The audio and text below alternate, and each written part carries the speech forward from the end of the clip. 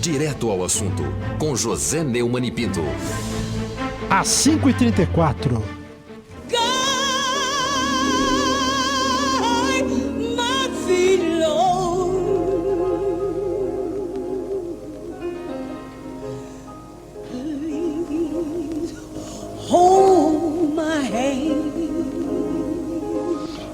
Precious Lord, Take My Hand, Mahalia Jackson, um gospel, com a rainha do gospel. Bela escolha, hein? Boa tarde, Neumann. Senhor precioso, toma minha mão. Boa tarde, César Saqueto. Boa tarde, Luiz Fernando Vassalo. Boa tarde, Paulo Biceve. José Neumann e Pinto. Boa tarde, ouvinte da Rádio Estadão. Aquele que só quer saber de 100% na 92.9. É isso aí. Ô Neumann, a ministra Carmen Lúcia fez bem hoje em homologar as delações da Odebrecht ou deveria, na sua visão, como querem alguns críticos aí, esperar a volta dos 9 colegas do plenário do Supremo? Terminar o recesso, né? Olha, para você ter uma ideia do grande clamor nacional que era a exigência para Carmen Lúcia homologar os mais de 900 depoimentos de 77 executivos e ex-executivos da construtora da empreiteira Odebrecht, eu vou pedir mais uma vez aqui para o Paulo Biceve para ele executar uma música que é o seguinte: o Tom Zé, o grande Tom Zé, baiano de Irará, um dos top do tropicalismo, fez uma música chamada Queremos Delações, em parceria com o Paulo Lepetit. Ele disse que ele estava dormindo às 3 e pouco da manhã, acordou com uma consciência de que precisava pedir a homologação das delações, porque era uma voz nacional. E aí compôs isso aí que você vai ouvir agora com o próprio Tom Zé.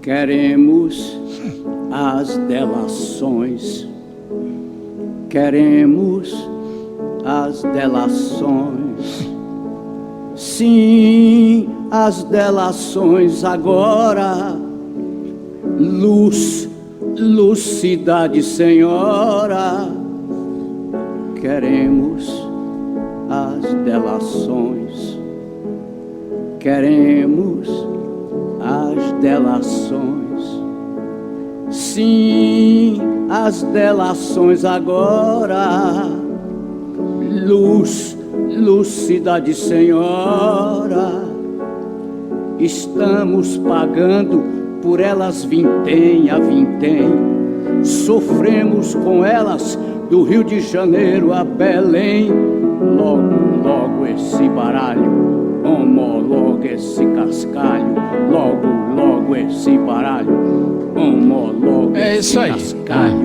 logo, logo a esse música baralho. É realmente do baralho, é do cascalho. O César que responde aqui. O problema é que a Carmen Lúcia é uma pessoa muito lúcida, muito reta. Tem seus defeitos, como qualquer pessoa, mas preside o Supremo com muita dignidade. Ela sabe dessa... É muito provável que ela não tenha ouvido o apelo do Tom Zé, mas ouviu o pedido, leu o pedido do Rodrigo Janot, que lhe deu a oportunidade de fazer a homologação sem necessidade de esperar o plenário voltar com o fim do recesso. Aí criaria uma situação que, no meu tempo de iniciante no jornalismo, chamava uma situação de multidão. Ao homologar, ela também sinalizou à opinião pública que o Supremo não deve retardar as investigações sobre a Operação Lava Jato. Ela atendeu ao pedido do Janot. Há gente no Supremo, certamente contra uma medida como essa, mas eu duvido que apareça, né? Agora, cabe-lhe o segundo tempo, porque ela dividiu as suas obrigações de substituição do Zavascki em 3 tempos. Primeiro, homologar, homologou. Agora, cabe-lhe indicar o relator. Tudo indica que ela vai indicar através de caso, um sorteio. Eu até escrevi um artigo para o meu blog, que eu vou postar daqui a pouco, lembrando o grande verso do Stéphane Mallarmé, o maior verso do maior poeta da modernidade, o Un coup de deux jamais abolira l'hasard, né? Um lance de dados, ou um golpe de dados, uma situação aqui mais brasileira, né? Jamais abolirá o acaso, e a famosa frase de um dos grandes literatos de todos os tempos, o general romano Júlio César, que ao atravessar o Rubicão da porta de Roma, disse alia iacta est, né? A sorte está lançada. A decisão de Carmen Lúcia foi tomada uma semana depois que ela autorizou a equipe do Zavascki a continuar trabalhando, e ela passou a trabalhar junto. Ela trabalhou firme, trabalhou bem, não ia deixar escapar essa oportunidade. Agora, o segundo passo é indicar o relator, talvez na segunda turma, que é composta pelo decano Celso de Mello, por Ricardo Lewandowski, Dias Toffoli e o Fachin. Gilmar Mendes. O Gilmar Mendes. Fachin da primeira turma, e poderá se transferir para lá para entrar no sorteio, mas isso ainda não. Vamos esperar os fatos, não vamos botar o carro na frente dos bois. Uma vez que o processo segue para a Procuradoria-Geral da República, Carmen Lúcia ganha mais tempo para decidir como é que vai fazer essa redistribuição da relatoria dos processos ligados à Operação Lava Jato, e, em consequência, o Temer também ganha mais tempo para indicar o sucessor do Theory, talvez para a primeira turma, não se sabe ainda, mas é muito provável que o seja, porque será jejum em matéria de Lava Jato, passando o Fachin, que já pediu para mudar, né, para a segunda turma. Ô Neumann, agora a ministra Carmen Lúcia fez bem ao manter as delações sob sigilo, ao contrário do que se esperava que o ministro Theory Zavascki faria? Como eu falei, não dá para botar o carro na frente dos bois, ou os cavalos na frente da carruagem. A quebra do sigilo vai depender de um pedido do Janot. O Janot não pediu. Quando o Janot pediu que ela homologasse, ele não, apesar de ele ter se referido várias vezes, inclusive a deputados e a outros interlocutores, que ele ia pedir a quebra do sigilo, ele não pediu. É provável que ele peça, ou não. Mas isso vamos esperar os fatos, né? Agora, numa demonstração de boa vontade de que vai fazer a sua parte, que é indicar o ministro para o Senado sabatinar para o lugar do Zavascki no plenário, o presidente Michel Temer disse na inauguração do Instituto Federal do Sertão Pernambucano, em Serra Talhada, a terra de Lampião, Virgulino Ferreira da Silva, que a manutenção do sigilo das delações é uma decisão do Supremo e ele não vai dar palpite.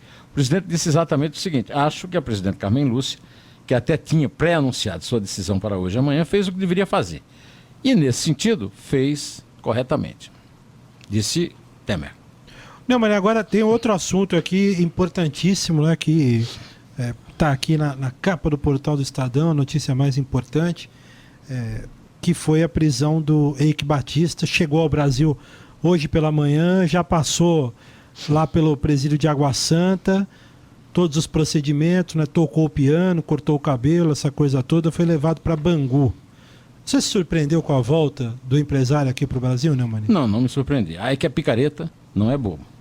Ele sabe que não teria como ficar solto no mundo, porque hoje no mundo não há mais esses limites. Até a polícia está globalizada com a Interpol, as decisões contra a corrupção são muito pesadas, e toda a vida que eu leio aquelas coisas que a Alemanha impediria a volta dele para o Brasil, eu duvido, viu?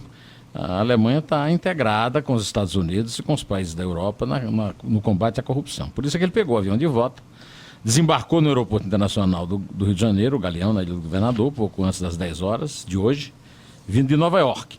De lá ele foi levado ao Instituto Médico Legal, no centro do Rio, para o exame de corpo de delito. E deixou o local com escolta policial já indo para o presídio, né? Passou pelo ML, né? E pelo presídio Ari Franco, em Água Santa, na zona norte do Rio.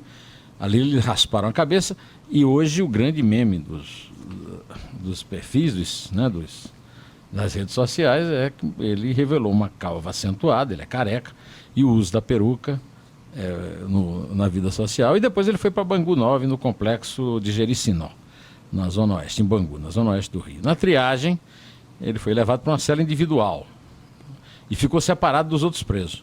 Mas conforme o Broadcast informou mais cedo, o Broadcast é um dos portais aqui do Estadão, o empresário seria transferido por uma questão de segurança. só pode ter ido lá, o Saqueta, para fazer duas coisas: um acerto nas contas e para negociar as condições da volta. Sobre a primeira hipótese, só ele vai dizer, né? O Ike é muito cínico. Ele conversou com o repórter do Globo dentro do avião e elogiou a Lava Jato e disse que os políticos é que são safados, que os empresários são forçados a se corromper. Isso não existe, né? O Brasil tem... Isso não apenas não existe, uma mentira cínica, mas também um assinte, um desplante contra 200 milhões de brasileiros honestos que nunca se deixaram corromper, né? Essa conversa é o chamado papo furado para boi dormir, né? Além disso, isso ele demonstrou que continua com o mesmo ânimos enrolante, né? O ânimo de enrolar que ele usou quando foi investigar, quando ele se apresentou espontaneamente para depor ao juiz Sérgio Moro em Curitiba, né? Só disse tudo que já se sabia lá, né? Eu fiquei chocado com a dispensa de algemas. Ninguém foi dispensado de algema até agora. Isso já é um indício de que a apresentação dele foi negociada e não é bom. Isso não é bom. Como não foi também o fato de até agora ninguém saber se ele foi avisado, por quem ele foi avisado e quanto custou o aviso. Eu só volto aqui a falar, antes de terminar o meu comentário, a respeito de que ele já fez isso antes. Há 9 anos, em 2008, ele foi...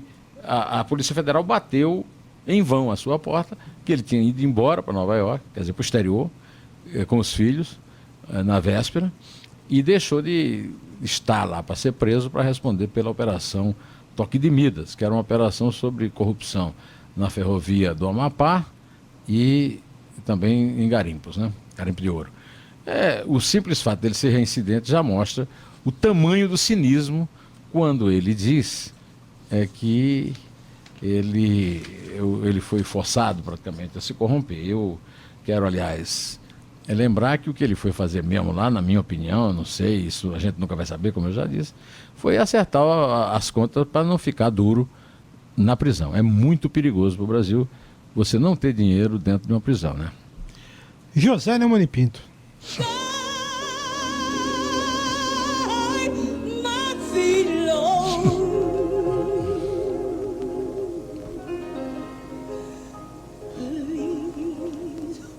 Três, 2, 1, em té.